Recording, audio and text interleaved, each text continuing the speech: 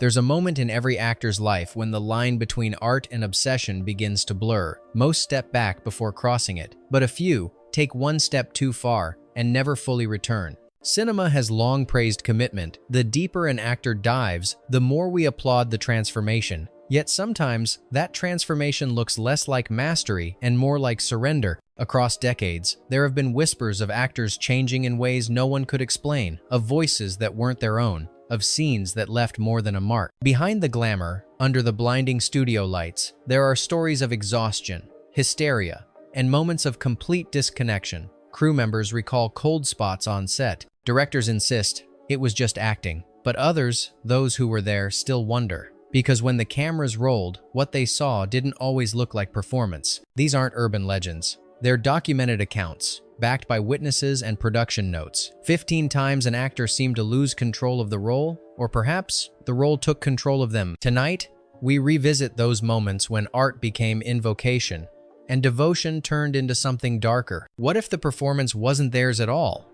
What if something else was performing through them? Marlon Brando in Apocalypse Now, 1979. When Marlon Brando arrived on the Apocalypse Now set, no one knew what to expect. He hadn't read the script. He was overweight, unpredictable, and strangely serene. But once the cameras started rolling, something ancient seemed to awaken. Brando improvised nearly every line as Colonel Kurtz. He demanded the jungle stay unlit, forcing the crew to shoot in shadows. He spoke in riddles, whispering ideas that weren't in the screenplay. Coppola described him as possessed by the darkness we came to film. Crew members recalled moments when Brando seemed to vanish into the night, muttering to unseen figures. When he returned, his eyes were distant, his words incoherent yet poetic. Many of his monologues were so strange they couldn't be explained. Some weren't even captured on camera, though microphones picked them up. Brando later refused to discuss Kurtz. He was never a role, he said cryptically. He was a voice waiting for me to listen. Was it genius or the jungle itself speaking through him? Anthony Hopkins in The Silence of the Lambs,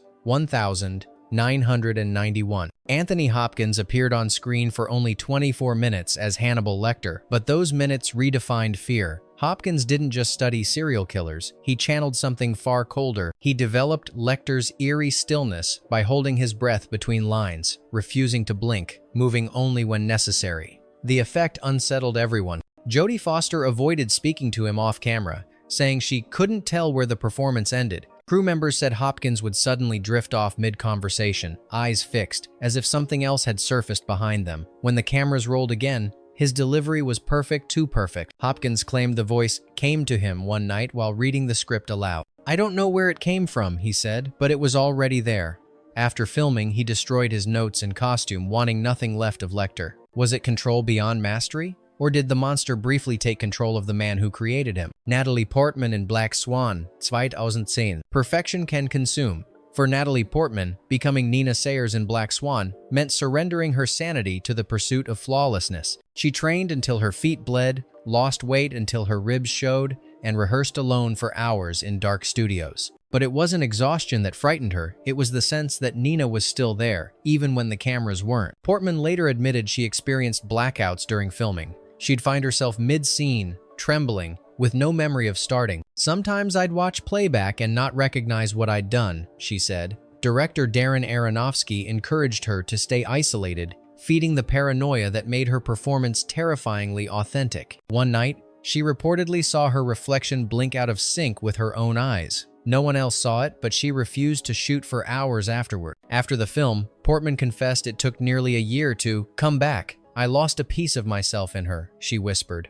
Was it artistic transcendence or a mirror that showed her something she wasn't ready to see? Janet Leigh in Psycho, 1960. The shower scene in Psycho changed cinema and changed Janet Leigh forever. Behind her iconic scream lies a terror that never faded. Filming that scene took 7 grueling days. Hitchcock demanded multiple camera angles, leaving Leigh to stand under freezing water, while a knife repeatedly slashed inches from her skin. She later revealed that even though she knew she was safe, her body didn't believe it. She trembled uncontrollably, her screams increasingly real. After Psycho, Leigh couldn't shower again without fear. She kept the bathroom door unlocked and refused to draw the curtain fully closed. "It wasn't a role," she said years later. "It was an imprint." Some crew members insisted the set itself felt cursed, lights flickering, film jamming, sounds echoing through the studio late at night. Hitchcock brushed it off as paranoia, but those who were there swore the fear you see on screen wasn't pretend. Was it suspense crafted by genius or something Hitchcock accidentally conjured? Adrian Brody and the Pianist, 2002. Adrian Brody gave up nearly everything to become Władysław Szpilman, the Holocaust survivor whose silence spoke louder than words. He sold his car, moved out of his home,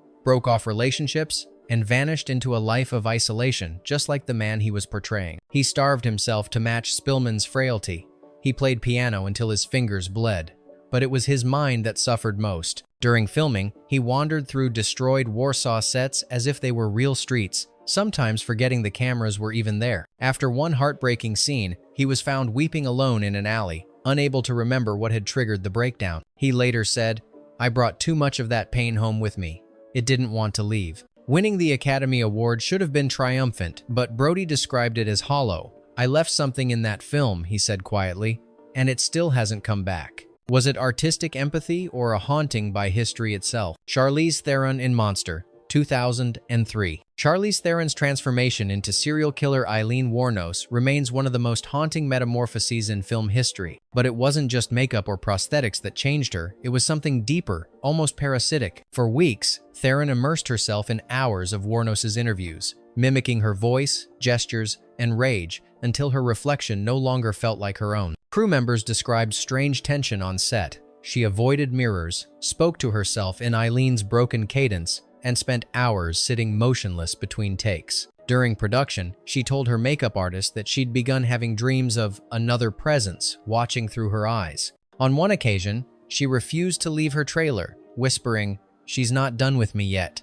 When the film ended, Theron confessed she felt she had to exorcise Wuornos from her system. Though she earned an Oscar, she also endured months of insomnia and emotional exhaustion. Was it empathy taken too far, or a spirit unwilling to let go of its vessel? Johnny Depp in Fear and Loathing in Las Vegas, 1998. To play Hunter S. Thompson, Johnny Depp didn't study him, he inhabited him. He lived in Thompson's basement for months, reading his letters, using his typewriter, smoking his brand, drinking his whiskey. When filming began, the transformation was already complete. Co-stars said Depp spoke exactly like Thompson even off-camera. He would ramble, laugh at invisible jokes, and talk about things only the real Thompson could have known. Director Terry Gilliam once said, "I wasn't sure who I was directing, Johnny or Hunter." The real Thompson visited the set often. Watching Depp perform, he muttered, "He's better at being me than I ever was." But when Thompson later died, Depp admitted he still felt the man's presence. He even honored his final wish, shooting his ashes into the sky from a cannon. Afterward, Depp confessed, "Some days I still hear him. He's not gone. He's just quieter now." Was it homage? Or did Hunter S. Thompson find a new body to live in? Shelley Duvall in The Shining, 1980. Shelley Duvall's performance in The Shining is one of pure terror, but that terror wasn't fiction. Stanley Kubrick pushed her to extremes no other actress has endured. He demanded take after take, sometimes over 100 for a single scene until she broke. The isolation, exhaustion, and psychological pressure took their toll. Her eyes were constantly red from crying. Her hair fell out from stress. Kubrick intentionally kept her apart from the rest of the crew to feed her anxiety. When you see Wendy clutching the knife, trembling, screaming, it wasn't acting. Duvall later admitted she had begun to question reality, unsure where the character ended, and her own fear began. "It felt like being trapped in the Overlook for real," she said. After filming, she disappeared from major roles, haunted by nightmares of that hotel hallway. In later interviews, her voice still shakes when she mentions Kubrick. "Something happened to me there," she says softly. Was it creative genius or psychological cruelty that left a permanent scar? Daniel Day-Lewis in The Crucible, 1996. Daniel Day-Lewis has always been known for total immersion, but during The Crucible, his devotion turned eerily real. To embody John Proctor, he abandoned modern life, entirely living for months in a hand-built Puritan cottage without power or plumbing. Castmates said he didn't just play Proctor, he became him. Day-Lewis would wander the set barefoot, murmuring scripture under his breath, refusing to answer to his own name. During one emotionally charged scene, he collapsed sobbing uncontrollably, unable to hear the crew shouting cut. The film wrapped, but something in him didn't release the role. He vanished into isolation afterward, spending months in rural Ireland, avoiding interviews. When he finally spoke about it, his words were unsettling. There are roles that stay with you.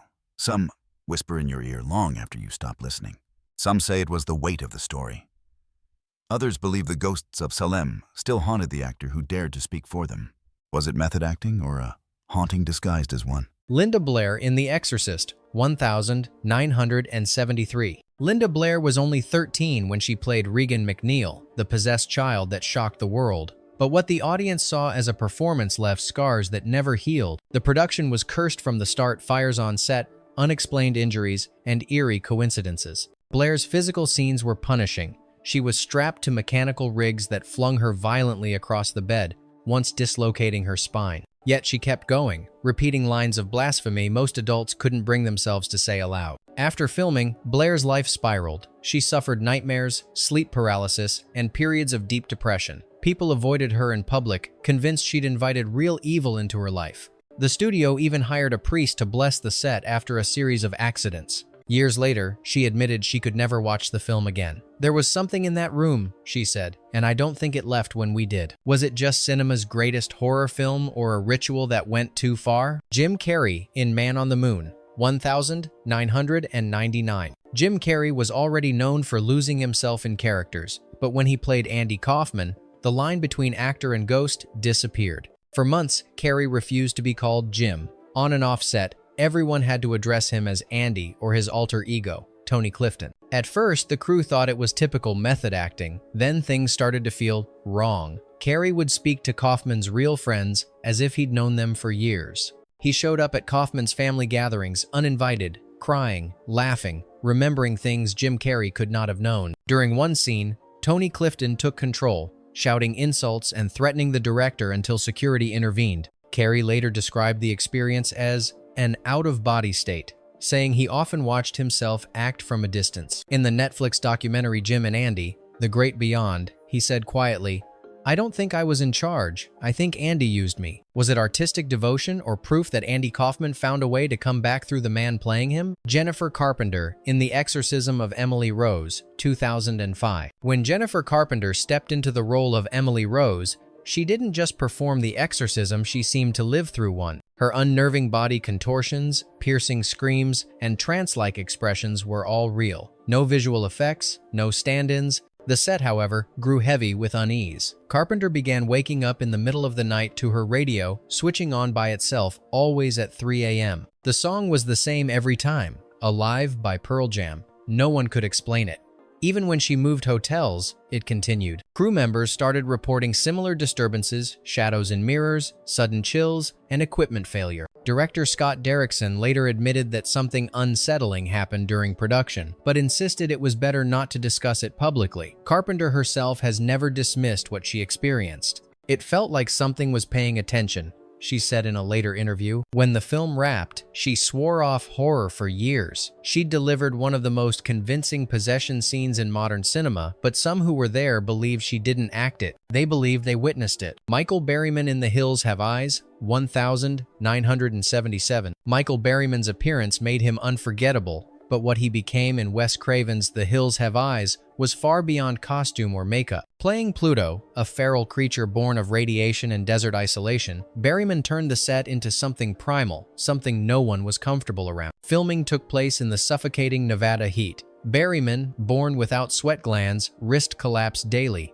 yet he refused to step away. He stayed in character between takes, crouching in the sand, snarling instead of speaking. One day, he disappeared into the desert during lunch. When he returned, he had real cuts on his arms and blood on his teeth. The crew began avoiding him after dark. Even Craven admitted he wasn't sure who was standing in front of the camera anymore. Years later, Berryman claimed not to remember certain moments from the shoot, especially scenes involving violence. Whether it was exhaustion, heat stroke, or something more animal taking over, one thing was clear. For a brief time in that desert, Michael Berryman wasn't acting. He was living as something that shouldn't exist. Isabelle Adjani in Possession, 1981. For Isabelle Adjani, possession was more than a role. It was an exorcism that never truly ended. To portray a woman losing her mind and body to something unspeakable, she opened herself to chaos. What the camera captured in that underground tunnel remains one of cinema's most disturbing scenes. The crew described it as unbearable to watch. Adjani convulsed, screamed, and collapsed into a pool of milky fluid that seemed to appear from nowhere. No one called cut. When they finally did, she didn't respond. She just stared at the wall, trembling. Director Andrzej Żuławski called it truth on film, but Adjani would later call it a wound. She admitted that recovering from possession took her years and that she would never attempt a role like that again. Behind the camera, others spoke of strange moods on set, of electrical malfunctions, and of a heaviness that lingered long after filming ended. Was it psychological breakdown or something darker pressing through the cracks of fiction? Even Adjani refused to answer that question directly, maybe because she wasn't sure herself. Heath Ledger, in The Dark Knight, 2008. When Heath Ledger became the Joker, the performance was so complete that even his own mind began to fracture under its weight. For weeks, he isolated himself in a hotel room, filling notebooks with disturbing handwriting, chaotic thoughts, and drawings that only made sense to him. Friends said he spoke differently. Crew members said he moved differently. On set, Ledger wasn't just in character, he was the character. His laughter echoed in the corners of empty rooms long after the scene was over. He often appeared without warning, already painted and muttering fragments of dialogue that hadn't been written. One cameraman remembered that the Joker would show up before Heath did. Some of the film's most iconic moments weren't scripted. The hospital explosion, the subtle twitch, that eerie smile, they were born in the moment, like impulses from something else. After the shoot, Ledger confessed to suffering from insomnia and restless energy he couldn't shake. He took sleeping pills, but they didn't silence the voices that lingered in his mind. Weeks later, he was gone, leaving behind a performance so brilliant it felt supernatural. Was this artistic brilliance, or the moment the Joker escaped the screen and took him with it? Ingrid Bergman and the Vanished Reel of Gaslight, 1944. Ingrid Bergman's performance in Gaslight won her an Oscar and may have left behind one of Hollywood's most mysterious disappearances. During the filming of her final breakdown scene, Bergman reportedly entered a state no one could explain. The cameras rolled for over 10 minutes beyond the scripted dialogue as she began whispering words no one recognized. Her tone dropped, her gaze went blank, and she continued muttering until she collapsed. When the footage was reviewed, producers ordered it removed from the final cut. Witnesses described what they saw as unsettling, claiming it felt more like documentation of a possession than a performance. That reel was never seen again. Some say it was destroyed, others say it was quietly archived under lock and key at MGM and never spoken of publicly. Years later, when asked about the missing scene, Bergman's answer was brief: "I wasn't acting, something happened." No one knows where the footage is now, or if it was ever meant to be found. Was it lost by accident or hidden because it captured something that shouldn't exist on film? These weren't mere performances. They were awakenings, moments where art crossed into something primal and unexplainable. Actors became vessels, characters became entities, and the screen blurred into something alive. Cinema celebrates transformation, but in these 15 stories, transformation turned into possession. It leaves us wondering how much of what we call acting is simply surrendering control. Which story haunted you most? Were these actors devoted professionals or participants in something they couldn't see? Let us know your thoughts below. And if you crave more of cinema's darkest secrets, subscribe, like, and stay with us in the shadows of Darkroom Cinema.